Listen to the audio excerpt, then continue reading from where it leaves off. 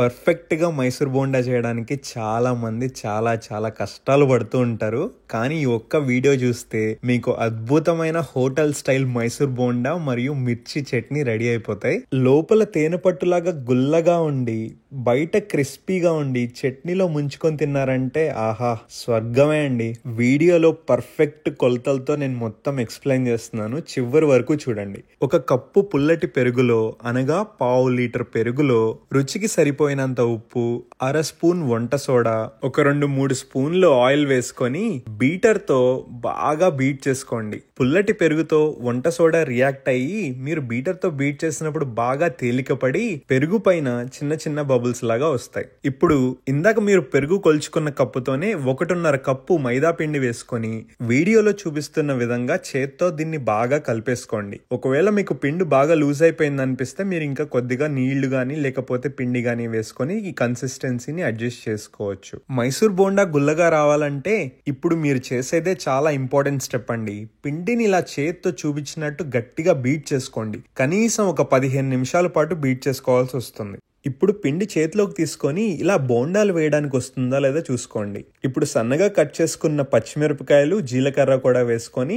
ఈ పిండిని ఒక గంట సేపు నానబెట్టండి. అది నానుతున్నప్పుడు ఈ పచ్చిమిరపకాయల చట్నీ ఎలా చేసుకోవాలో చూసేద్దాం. దీనికోసం బజ్జీ పచ్చిమిరపకాయలు లావుగా ఉండేవి తీసుకొని శుభ్రంగా కడుక్కొని మధ్యలో చిన్న ఘాటు పెట్టుకొని కడాయిలో కొద్దిగా ఆయిల్ వేసుకొని ఈ పచ్చిమిరపకాయలని అల్లం ముక్కలతో పాటు మూత పెట్టి ఉడికించుకోండి. పచ్చిమిరపకాయలు, అల్లం బాగా ఉడికి రంగు మారిన తర్వాత రుచికి సరిపడేంత ఉప్పు, ఒక చిన్న నిమ్మకాయంత చింతపండు, అలాగే సన్నగా తరుక్కున్న బెల్లం కూడా వేసుకొని గరిటెతో తిప్పుతూ బాగా ఉడికించుకోండి. ఇవన్నీ కలిసి ఉడుకుతుంటే చాలా మంచి సువాసన వస్తుందండి. అయిపోయిన తర్వాత మీరు దించేసి చల్లారిన తర్వాత మాత్రమే దీన్ని మిక్సీలోకి వేసుకొని మెత్తగా గ్రైండ్ చేసుకోండి. తర్వాత కొద్దిగా కడాయిలో ఆయిల్ తీసుకొని మినపప్పు, శనగపప్పు, ఆవాలు, కరేపాకు, ఇంగువ వేసుకొని ఒక కమ్మటి పోపు పెట్టుకొని ఇందాక మీరు గ్రైండ్ చేసి పెట్టుకున్న పచ్చిమిరపకాయల పేస్ట్ కూడా దీంట్లో వేసుకొని బాగా తిప్పేసుకోండి.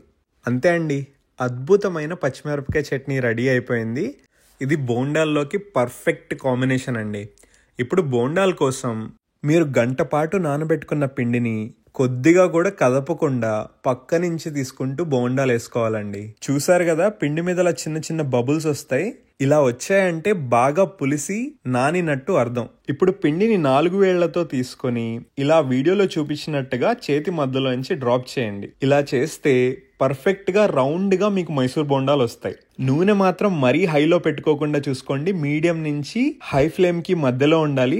మధ్యలో బోండాల్ని ఇలా రౌండ్ గా తిప్పుతూ ఉంటే అన్ని వైపులా వేగి చాలా క్రిస్పీగా వస్తాయండి. చూసారు కదా ఎంత మంచి కలర్, ఎంత రౌండ్ పర్ఫెక్ట్ బోండాలు వచ్చాయో. మీరు కూడా తప్పనిసరిగా ట్రై చేయండి.